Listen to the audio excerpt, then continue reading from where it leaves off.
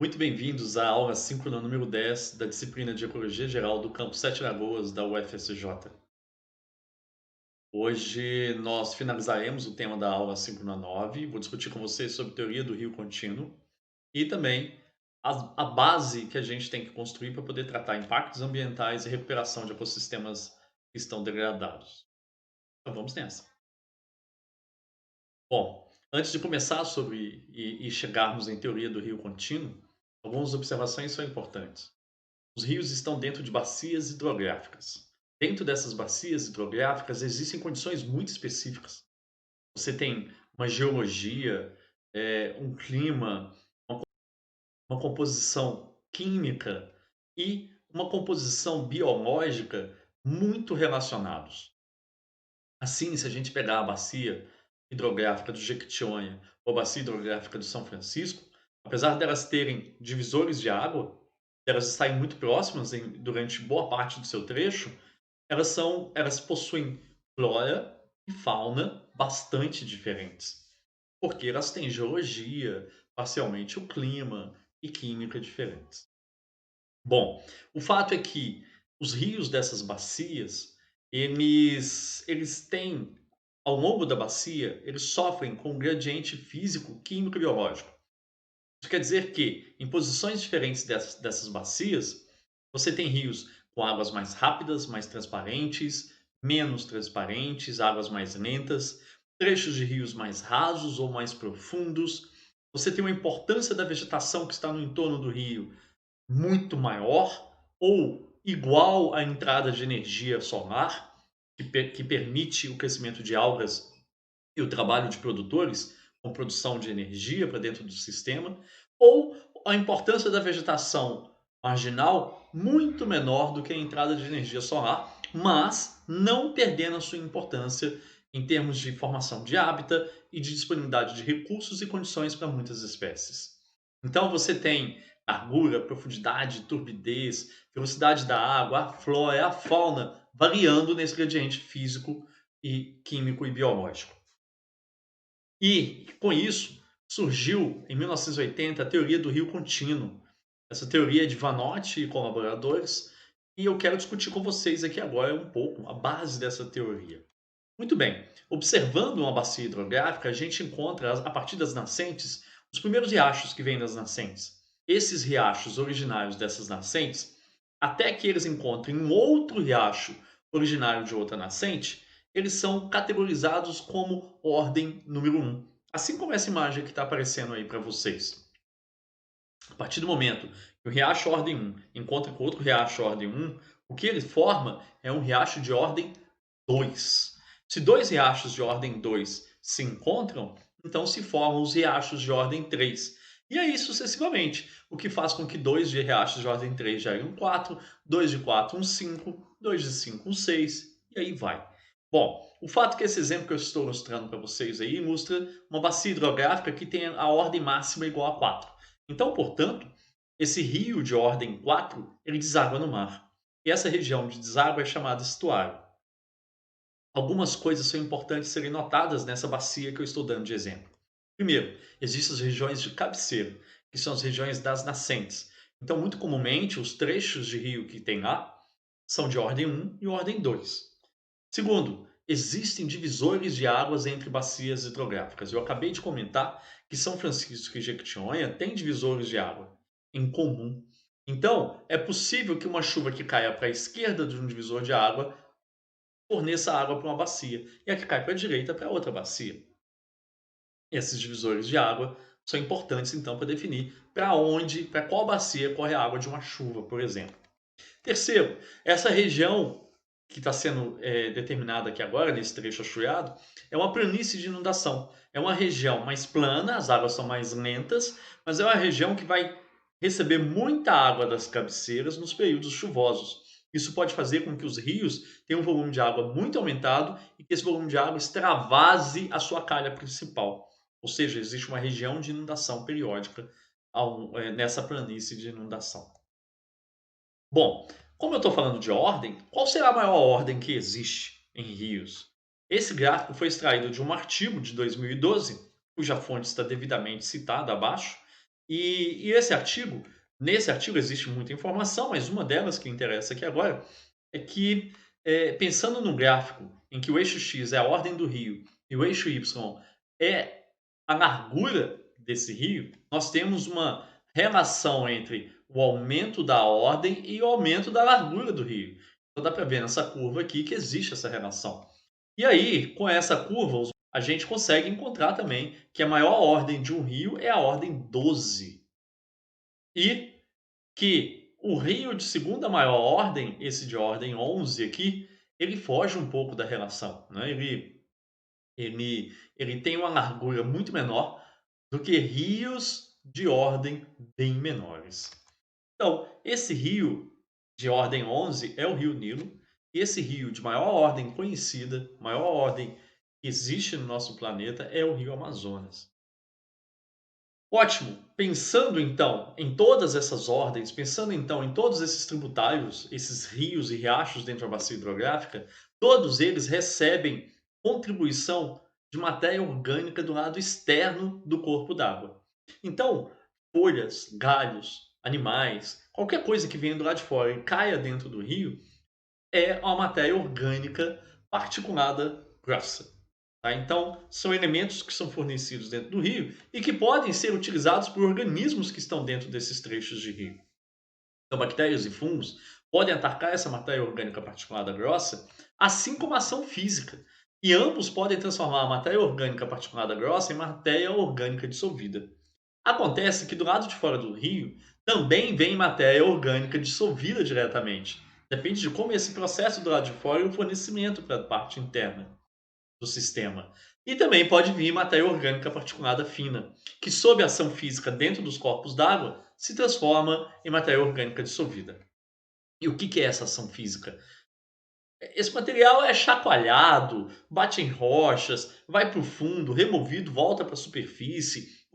Então, essa ação física está trabalhando essa matéria orgânica, de forma que ela pode se tornar uma matéria orgânica dissolvida, que seria de menores fragmentos, menores pedaços, são as dimensões menores.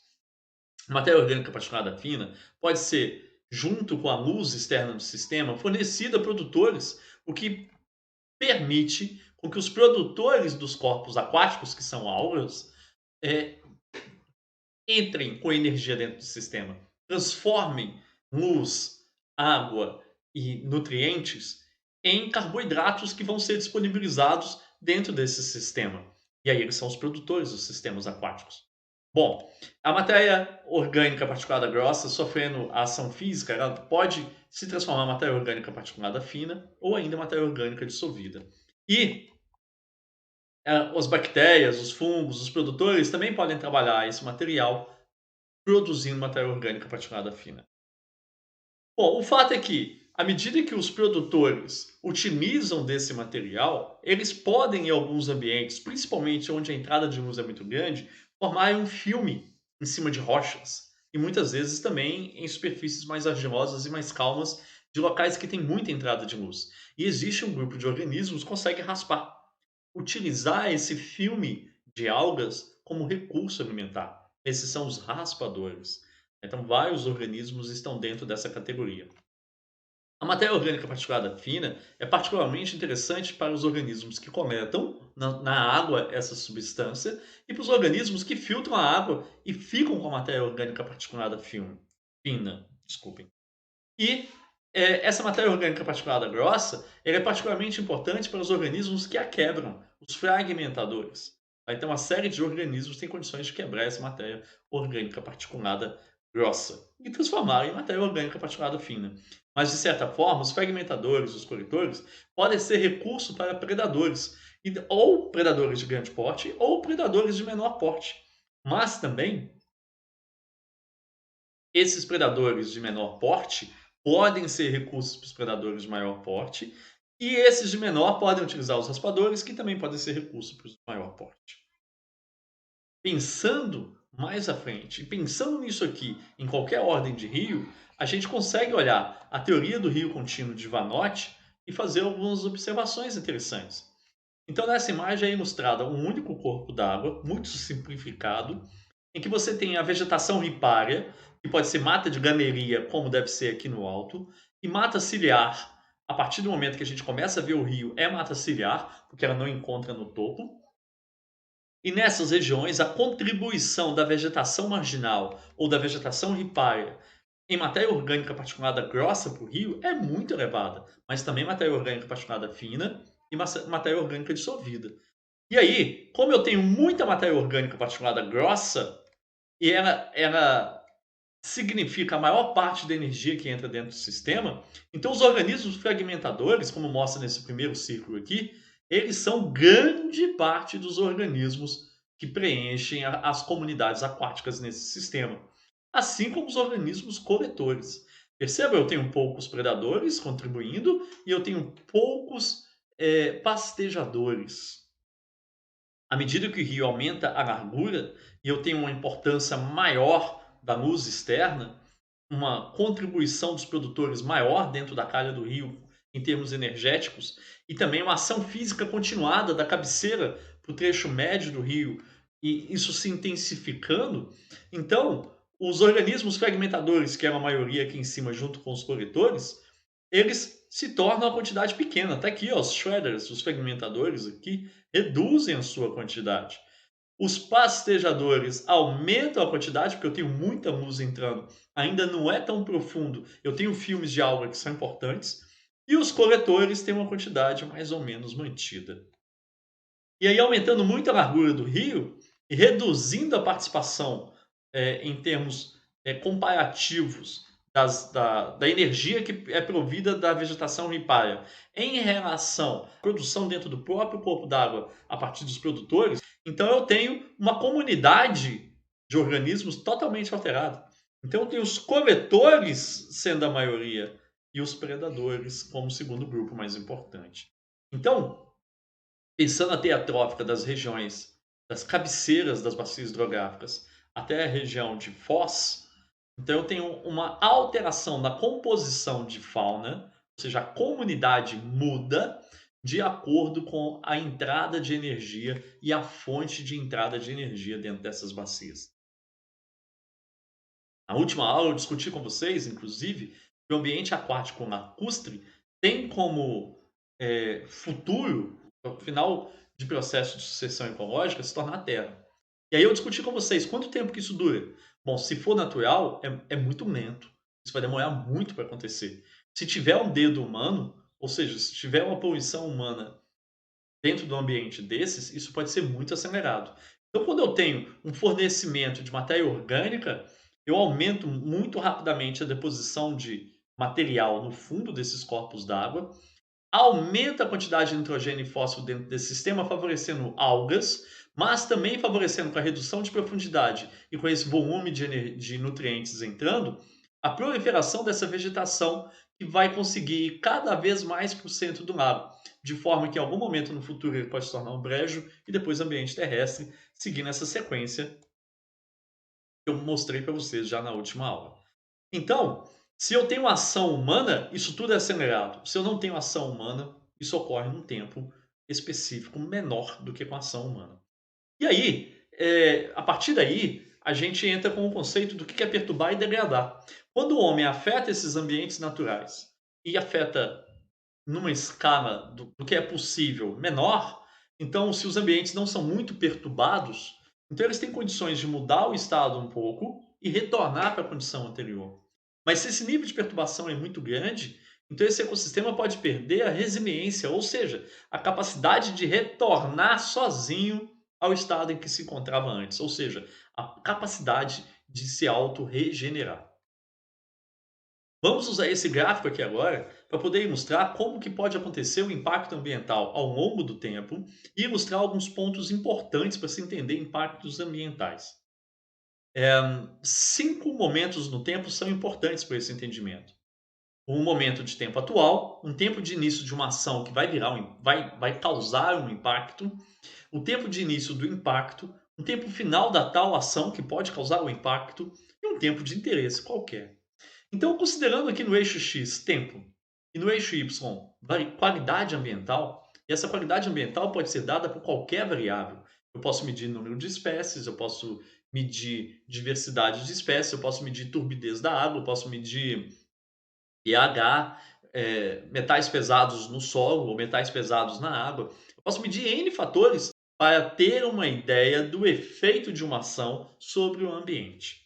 E aí, considerando o fato de que impacto ambiental é qualquer alteração no meio físico, biótico ou químico de um sistema, de um ecossistema aqui no caso, então várias dessas variáveis se prestam melhor ou pior para determinar o efeito de uma determinada ação. Pensando assim, eu poderia ter ao longo do tempo uma previsibilidade de uma qualidade ambiental mais ou menos estável. Mas ao longo do tempo eu posso ter o início de uma determinada ação que me provoque a existência dos outros momentos que são importantes aqui. Então vamos imaginar aqui um tempo inicial de uma determinada ação e a partir desse tempo inicial dessa ação, algum tempinho depois, se iniciou o impacto ambiental. Iniciado o impacto ambiental, o que deve acontecer com a qualidade ambiental atual? Reduzir. É o que ilustra essa segunda linha aqui. E aí, mesmo que eu termine a ação nesse momento 4 de tempo aqui, eu posso persistir com a qualidade ambiental perdida. Tá? E a magnitude dessa perda é mensurável. Se eu estiver comparando o quanto que eu tenho aqui no momento de interesse de qualidade ambiental com o momento anterior, então eu estou medindo a magnitude do impacto. Vamos ao exemplo.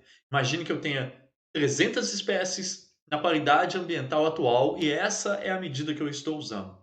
E aí, se eu causei uma determinada ação que gerou impacto nesse tempo, e aí aqui eu tenho uma redução do número de espécies para 210, a magnitude do meu impacto foi a perda de 90 espécies. Vamos usar esse mesmo gráfico para explorar uma outra possibilidade. A partir do momento em que eu tenho uma perda de qualidade ambiental, se eu tinha o momento anterior um sistema conservado ou muito próximo disso, então de fato isso é uma perda de qualidade ambiental. Agora, se no momento anterior eu tinha uma condição após o impacto, ou seja, a qualidade ambiental que eu meço aqui, eu estou aferindo aqui, já é posterior a um impacto ambiental que ocorreu lá no passado, então eu posso saber que essa qualidade ambiental já não é o normal dessa região de interesse. E aí, se eu quiser melhorar essa região, eu posso causar um outro tipo de impacto diferente. Eu posso causar um impacto ao contrário desse aqui, que é o impacto negativo, é o impacto que está reduzindo a qualidade ambiental, eu posso causar um impacto positivo, um impacto que proporciona uma melhoria da qualidade ambiental, representada agora por essa barra verde, indicando quanto que se ganha na qualidade ambiental. Muito bem.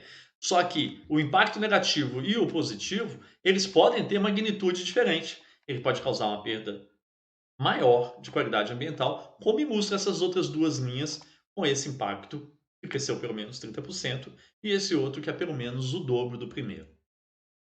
Ótimo. Pensando ainda na evolução disso aqui, eu posso causar um determinado impacto em que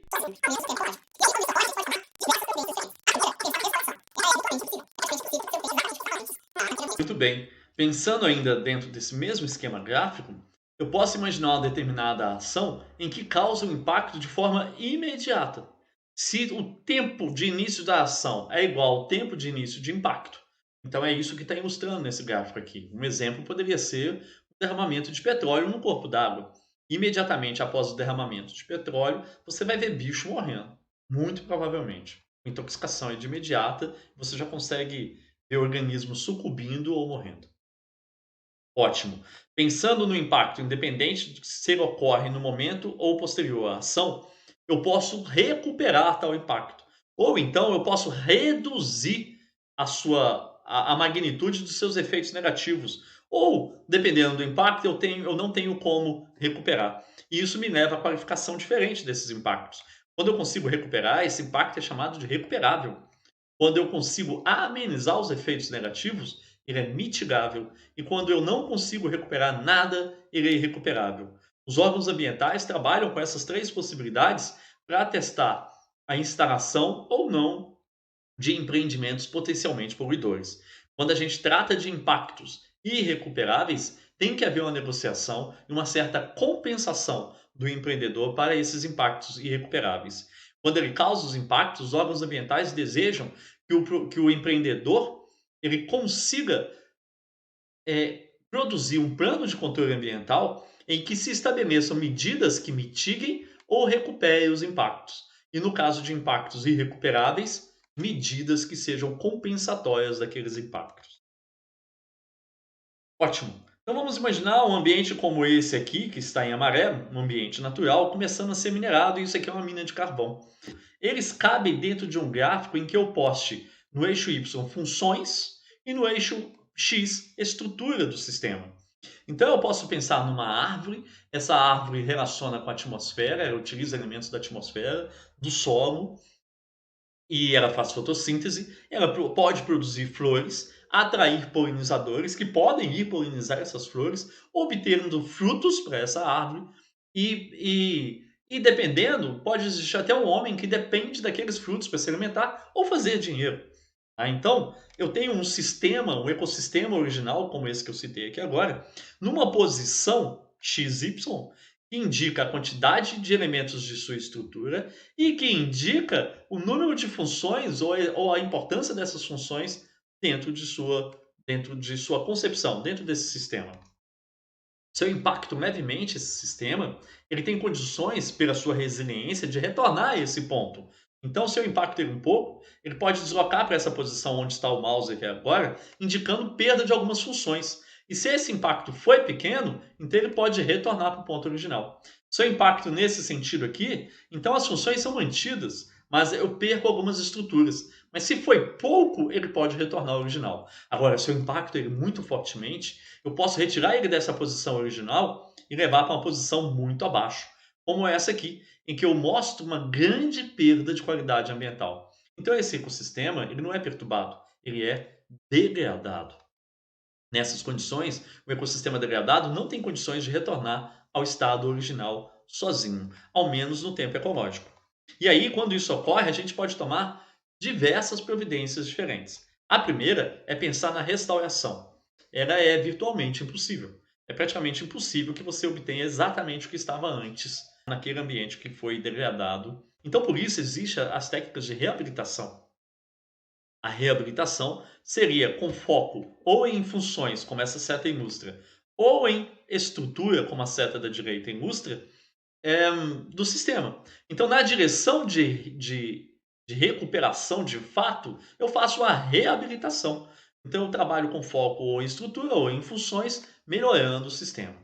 Agora, eu posso pensar também em substituição, ou seja, sem nenhum compromisso com o que existia antes, criar uma nova forma estrutural, uma nova disponibilidade de funções para aquele ambiente. Então, por exemplo, eu poderia pegar uma área que foi degradada e construir uma quadra de futebol dentro dessa área, tá? Uma quadra de vôlei, um ginásio, eh, o que eu não estou julgando aqui.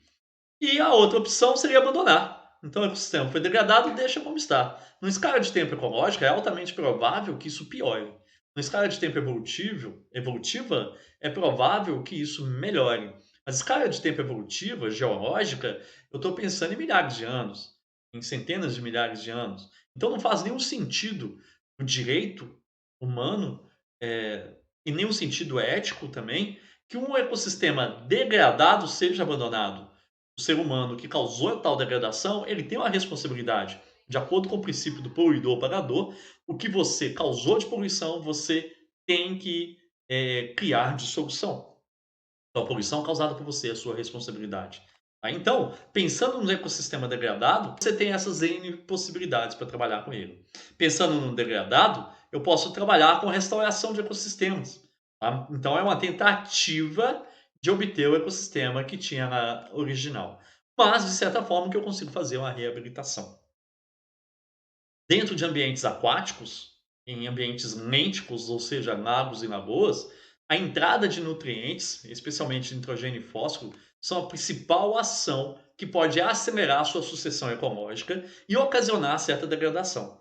Então, esse processo de sucessão ecológica nos lagos, quando ele é acelerado pelo homem, ele recebe o nome de eutrofização. De certa forma, vocês viram na última aula que o ambiente eutrófico, aquático, é um ambiente em que eu tenho muita energia sendo produzida dentro dele. Por isso que recebe o nome de eutrofização, porque eu vou acelerar muito rapidamente a produção de energia dentro do sistema. nutrientes também, não é? Então, a partir do momento que eu tenho a entrada de nutrientes aumentada, eu estimulo o crescimento de plantas e algas dentro desse sistema. Aumentando o crescimento de plantas e algas, eu tenho um acúmulo de matéria orgânica no sedimento do lago muito aumentado, o que vai favorecer as populações de bactérias decompositoras, que muitas vezes são anaeróbias, mas existem também as aeróbias. Mas existem as anaeróbias estritas, tá? E elas vão se dar muito bem em condições como essa aqui, ó, em condições anaeróbias. Quando eu tenho um número de micro-organismos extremamente aumentado, porque eu estou tendo entrada de nutrientes muito grande, pode começar a existir depressão de oxigênio dentro desse ambiente. Ou seja, eu tenho pouco oxigênio, eu tenho pouca capacidade de manter organismos de médio e grande porte que são aeróbios.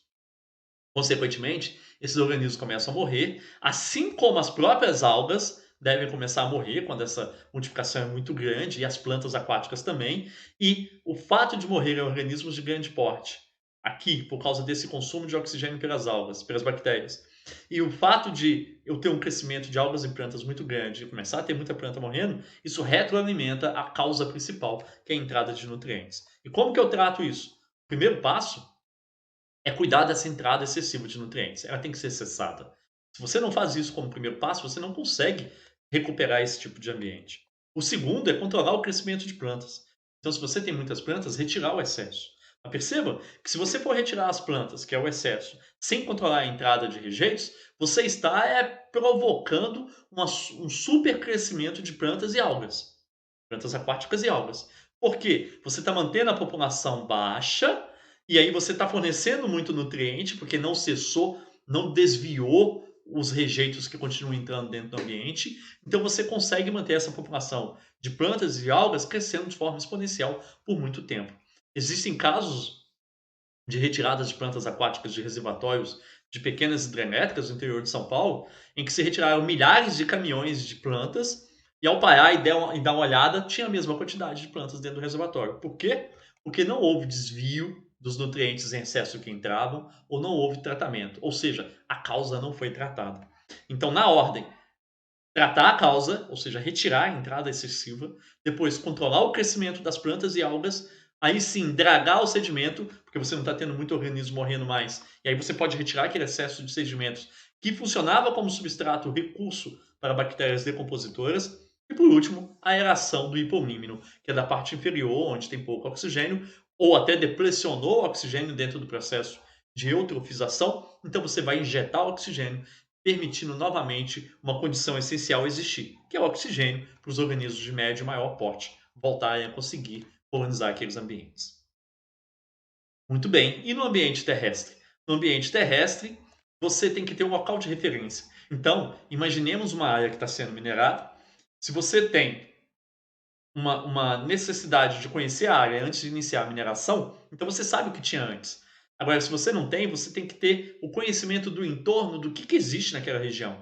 Então você tem que ter locais de referência ou a referência passada da mesma área. E aí você trabalha com grupos ecológicos de espécies desse local de referência ou da referência passada. E o que são esses grupos ecológicos? São aquelas espécies que na sucessão ecológica primária entram nos momentos diferentes. Lá no início da sucessão ecológica, eu tenho os organismos pioneiros, que normalmente são R selecionados, que normalmente estão reproduzindo muito rapidamente e que têm um espectro de condições muito elevado, que suportam grandes variações de temperaturas e ambientes instáveis. Então, esses organismos, que são os pioneiros, eles têm condições de se estabelecer em condições mais inóspitas do hábitat. Mas lá no final da sucessão ecológica tem os organismos climáxicos. E aí eu estou pensando só em produtores, mas os produtores, ao surgirem, carregam com eles a possibilidade de existirem os consumidores depois, e o raciocínio se mantém o mesmo.